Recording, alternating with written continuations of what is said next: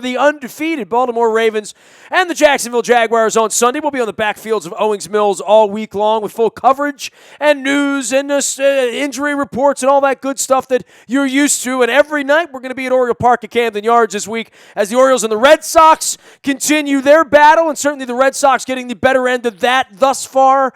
Here to talk all things Red Sox baseball and this crazy pennant race with so many teams, Lou Merlone, co-host of Ordway, Merlone, and Foria, and WEEI up in New England, where they love them some Red Sox. And Lou, this is the surging team, bro, right? This is exactly the way they drew it up in the sand back in June and July. Few deadline deals, some better pitching, get the bullpen together, and just waltz off to the division title, right? Well, I tell you what, they're playing their best baseball now. There's no question. And for me, it was kind of strange. For the toughest stretch for this team, they had some long road trips, 11-game road trip with 4 different cities, and they came out of that 7-4, and then went 6-3 about a week later on another 9-day road trip. So it almost seemed like going on the road, having that tough schedule, really got this team locked in. They haven't looked back since.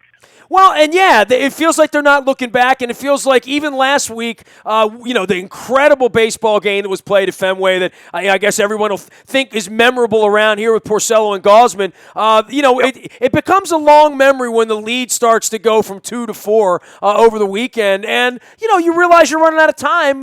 And I guess from the Red Sox perspective at this point, the deals that were made and the additions that were made in the middle of the summer have really been helpful. Well, yeah, I'd say so. And also, some of the guys just kind of turning it around. I mean, David Price really has been, a different guy for them, really dating back to mid-May or so. But, there's a couple guys in the bullpen. Brad Ziegler's been a nice piece. He's been relegated basically to a right-handed situational guy. But to me, the difference really this bullpen has been Koji Uehara coming back. That I think a lot of people felt like this guy might have been lost for the year. But he really solidifies that 8th inning, which was a struggle for this team for a long, long time. So, the emergence of Hanley Ramirez, the way he swung the bat in September, he's gotten hot at the right time. So there were some moves that solidified some things. But I actually think it was more of just guys on this roster kind of picking their game up. Well, you know what? We had the same thing here where the guys like Jimenez that they were trying to ditch at the trading deadline, and there was almost a deal with Upton. Obviously Gallardo has never really settled in here and hasn't found himself. I guess on top of that, you mentioned Koji Uehara. We've had O'Day not be right all year. When your 8th inning isn't right in the modern vernacular of baseball, you don't have that guy you can count on. It feels like it extends the game and certainly extends the sweating through the 8th inning, but we've been perfect in the 9th with Zach Britton. He's been incredible if you can get that far. Yeah, that guy is unhittable. I mean, you watch it, and it's like Rivera with his cutter. I mean, he throws, it looks like a Koji Uehara split. I mean, that's not, I don't know what that pitch is, because the sinker to me kind of has that good sink down and away. This thing jarks straight down like a split. I mean, 97-mile-an-hour splitter. He comes at you with one pitch. You know it's coming. You can't do anything about it. He has been amazing, I think, right in the middle of that Cy Young race. Well, and what's fascinating for him is that they put him in that position and he's been so good. We still sit around here and say, we don't have starters. Well, why isn't he a starter? That's what he was groomed to be, was a starter, even though he's excelled in this role. This isn't Eckersley in the twilight here, right? I mean, they have an incredible need to get better pitching from 1 through 6. And, their best guy, they moved to the bullpen. It's a great role, but it is a little bizarre. Yeah, it is, but it's just, that's an important role. It's almost like a Wade Davis type, when you look at him and say, he was supposed to be a starter, but, I wouldn't want to send that guy out there with a lot of potential as a starter and be a setup guy, but if you can be a dominant closer, you can affect the game in a long way. I think that future, to me, I feel a lot better about the Orioles' rotation moving back, forward, because the way Gosman, you mentioned that game last week, that was one of the better performances I've seen all year long from anybody. He was just dominant. And this kid Bundy, I feel like, is on that same track. Watching Gosman last year, said it's just a matter of time before he figures it out. And I know he's been up and down and somewhat disappointing here recently, but for the most part, I still feel Bundy's in that same class. So I still think moving forward, those two guys give you a lot of hope.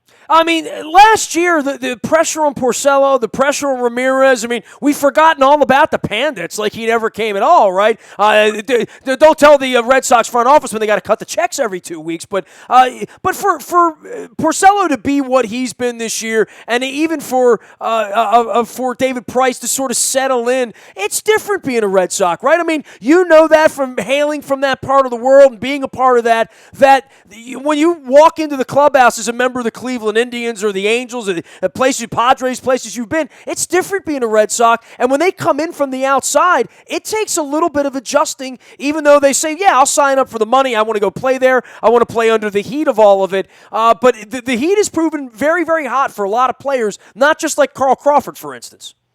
No, we've seen it throughout the years. It takes a while to adjust, to the expectations. I mean, there's pressure playing in this league, but let's face it, there's a little bit less maybe in some cities, because people they're so passionate, they live and die with the game. So we've seen it, and even though David Price moved from one city to the next, went to Detroit to Toronto, this was the first time he had $217 million sitting on his neck with expectations. And Rick Porcello was the first time that he had an $82 million contract, and with that comes expectation. So when you come to Boston with a lot of money, people expect you to figure this thing out. And when you struggle at first, sometimes it can snowball you. And last year, with Rick Porcello, it was the case. I mean, this guy had an ERA of 5.92 by the end of July, not the end of April. We're talking 4 months. And it took a little 2-week hiatus of injury, whether it was an injury there or not, to kind of just take a breath and settle back to the type of pitcher that he was when he was in Detroit and getting back to that sinker ball action, because he was really good once he came back. So it took him 4 months. It took David Price, 6 weeks or so, I would say. But others, it can take a little bit of time. We're still waiting to see if Pablo can get over that hump. But you want to come and prove that you're worth the money, that you could help the team win, and with that, even veterans put a lot of pressure on themselves and sometimes change their game. And it takes a while to settle in. Last couple of weeks with Ramirez, it really harkens back to how good he once was and where all that potential was and all the money that was but beyond that, just stepping up and becoming a grown-up and learning a new position and taking it over and playing it really, really well. That's a tough thing to do, to change positions in the big leagues, right? Yeah, it is. And we talk about a complete 180. I mean, this was a guy last year that was completely disinterested because he wanted no part of left field. The transition from the infield to the outfield, some guys do it. And because of that, they make others look bad, and whether it's a Mookie Betts that goes from second to right field to center field. But that's not for everybody. I was an infielder. I hated going to the outfield because the fly ball was different. It wasn't just up and down like it is for an infielder. Most of it is gaps and angles and everything else. I didn't like it. For others, it's an easier transition. He wanted no part of it. He was embarrassed because of his play out there defensively. Then there was an injury. I mean, it was a complete 180. He's engaged now. He looks like he's more into it. He enjoys being back in the infield, albeit first base. And you're starting to see the power numbers come in because in September, I mean, he's pretty much carried this team now for the last couple of weeks. He is Lou Merloni, longtime Major League Baseball player, currently doing some sports radio with Ordway, Merloni, and Faria at WEEI. And you can follow his journey at WEEI.com, one of the real forerunners in doing web and sports radio and sports media as well as at a Comcast Sportsnet up in the New England area. I guess the big ghost in the room is Big Papi, right? And a couple of weeks away from allegedly ending his career here, maybe with another title, maybe with another a World Series championship before it's all over with.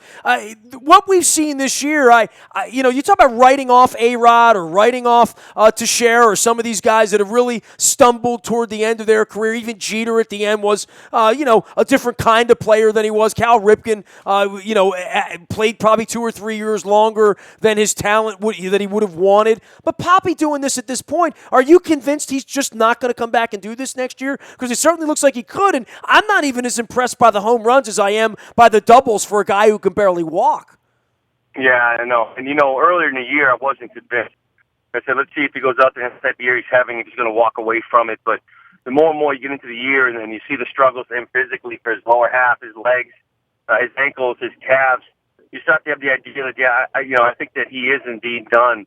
Now, you're right, what he's doing. I can only compare it to Mariano Rivera, because even Rivera in his last year, he was still a dominant closer in this league.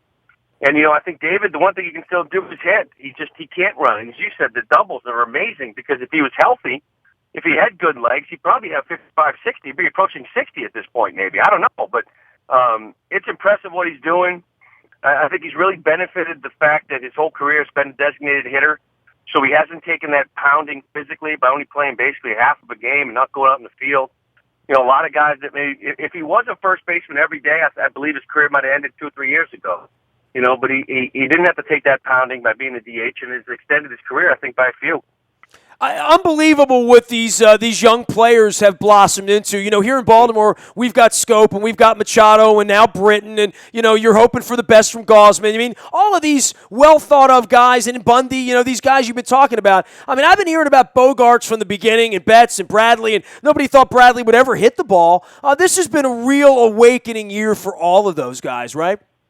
Yeah, it is, and it's a nice feeling moving forward as well because ideally you like to have veteran leaderships, proven players in this league, but also sprinkle in, that next kind of core. And I think that's exactly what they've done. I mean, Mookie Betts to me is just, the sky is the limit. And you guys have seen down at Canyon Yards what he's done to you there. But, Xander Bogaerts has been consistent, even though right now he's in a little bit of a rut, but he's still right around 300. And you're pleasantly surprised with Jackie, being able to kind of withstand the year he's having with the power numbers to go with the defense he gives you. So it is exciting to see some of these young players. You see a kid like Benintendi come to the big leagues, and even a guy like Moncada, who was, I believe, had like the #1 minor league prospect, and he's had his struggles right now. He'll figure it out at some point, but I think that's the exciting part. And it's really, look at the Red Sox. You get the money to spend on free agency to go to the minor league system and some young superstars. I mean, that's a good feeling moving forward. Well, certainly a better feeling that it's all sort of coming together, and they're not waiting on guys who have failed repeatedly like other organizations do. And meanwhile, here with the Orioles, you saw this in the offseason. I mean, they were building a beer league softball team, and that's exactly what they got, right? I mean, it's late September, and if they hit 3 or 4 home runs tonight, they'll win. And if they do that a lot over the next 2 or 3 weeks, they'll have a chance to catch the Red Sox. But on nights when they don't hit home runs, they don't walk, they don't take bases, they don't run well, they don't hit a lot of doubles, they don't certainly hit any triples. It's, it's a home run or a strikeout or a pop-up or something. I didn't think that was sustainable. I don't think most people thought it was sustainable. Hell, I think Buck's almost a genius for getting it as far as it's been. Yeah, I would agree with you. I think Buck is a great in-game manager, a great manager overall. And I looked at this team in the off-season, and I wondered where the pitching was, and maybe it was even kind of where I expected. I just didn't think this team would be where it was. But they've done a great job of remaining in this thing right to the end, and I still think they're going to get in this one-game play-in. But I did the game last Tuesday night at Fenway Park. I did a telecast, and it's kind of like eye-popping when you see where they are in home runs. And at the time, they didn't have anybody having 100 RBIs. Now, since then, Trumbo's gone over, but 40 home runs and you don't drive in 100, or 36 home runs and you don't drive in 100, or even 90 at this point is eye-opening. They don't steal bases. Drew Stubbs stole that bag last year, and it was last week, and it was like, whoa, what is going on? They don't manufacture runs, and eventually that just catches up to you. And I think it's amazing that they've gone this far. It's impressive, and I think Buck has a lot to do with it as well. But, it's tough to win like that. You need to get some athleticism. You need to have some different types of hitters throughout your order. Guys are going to work the count. They're a free-swinging team, and listen, like you said, keep in the ballpark, you got a good chance of winning. He is Lou Merloni, doing sports radio as well as Comcast Sportsnet up in the New England area, talking all things Red Sox and Orioles. Hey, look, if we're going to talk Red Sox and Orioles, let's throw Toronto in there, and the Orioles are going to see them for the better part of next week up there with a packed house up in Toronto. Some thoughts about the Blue Jays and where they are. Certainly feel like they're doing the fade right now, right? Yeah, it felt like they were in a lot of trouble, and then Estrada comes back last night and throws a gem, but he's dealing with back injuries. Donaldson's dealing with what he's got going on now as well. And it's just, you look at that team and say there's a bunch of potential there.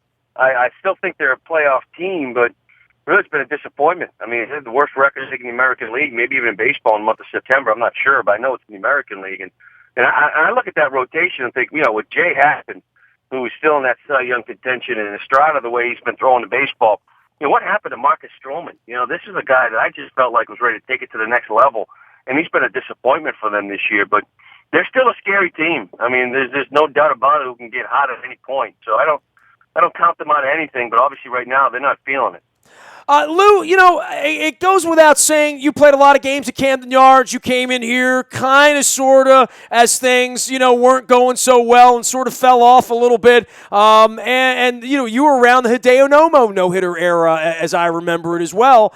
To see Camden Yards like this, you do sports radio, you take phone calls. I'm sure you elbow up with some Red Sox fans out in the community as well. People here are a little embarrassed by it, but not really enough to do anything about it. And certainly my feelings about the owner are well documented here over a quarter of a century, and how this franchise has really been sort of ripped at the seams from the community level.